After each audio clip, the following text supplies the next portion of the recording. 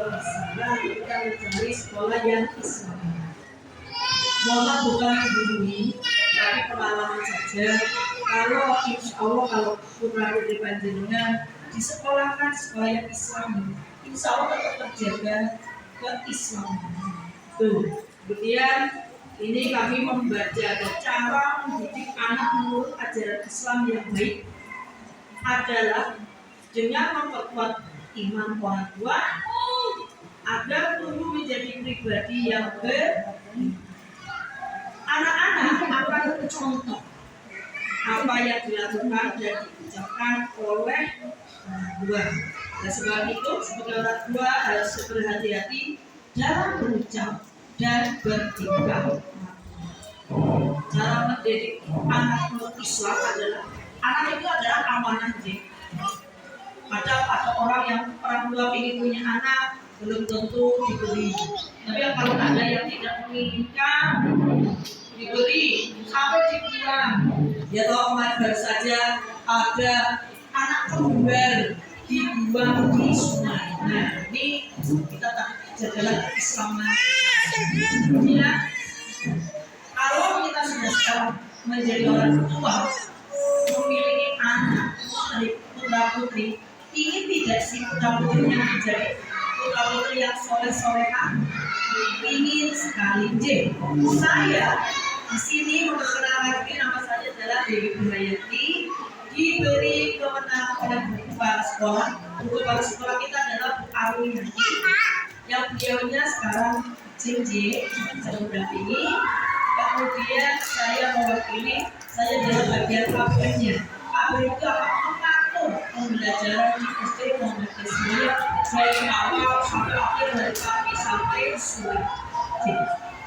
Kami karena diberi tanggung jawab oleh kepala sekolah untuk mengatur sekolah ini, saya mengatur sekolah ini sebagai mengatur anak. Benar saya ini sudah punya cucu 7, anak saya 5. Ya, punya pengalaman menuntaskan anak itu gampang. 5 itu karakternya juga 5. Saya itu memang, mohon maaf kalau bapak mungkin beda. Kalau ibu, saya memang bercita-cita anak saya harus sukses.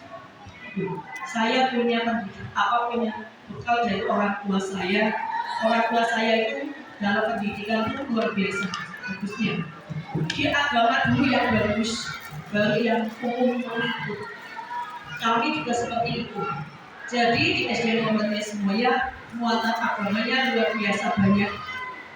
Tapi di bukunya tidak ketinggalan. Mungkin dengan kami di FTI selama 5 tahun berumur sebagai juara umum. Kemudian di NEM juga kita tidak kalah dengan sekolah-sekolah yang bagus. Nah, di ini kami membelajarkan seimbang.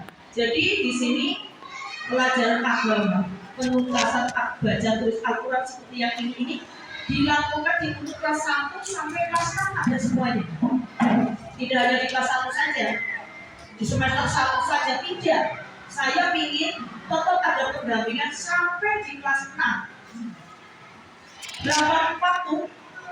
60 menit. 1 jam itu begitu.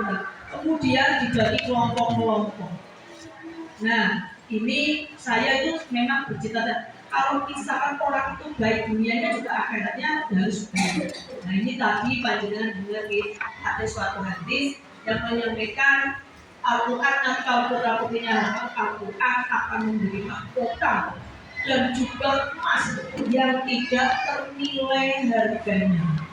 Nah, di sini kami itu di dalam pembelajaran memang setiap semester kami itu ada wisuda hafalan, ada target. Sekarang mau hafal apa, Al-Quran, kemudian apa seperti itu. Nah, setiap pagi anak-anak itu diundang, karena tadi undangannya jam 6.45 aja. 6.45 anak itu sudah sholat sunnah. Jadi sebetulnya kita datang jam 6.30 sampai 6.45 itu anak-anak hafalan. targetnya tiap tahun berbeda. Jadi kelas 1 sampai kelas 6 yang hafalan di sini menunggu sholat Tuhan itu Al-Fatihah di sini. Pada 100 kali berapa ya? Itu kita target selama 1 tahun untuk anak-anak. Dan anak-anak diberi ribet sampai hafal sampai ayat 1 sampai 10. Seperti itu. Jadi anak-anak sambil istirahat biasanya sambil hafal karena ingin mendapatkan hadiah itu. Kemudian nanti sebelum sholat zuhur itu kita sholat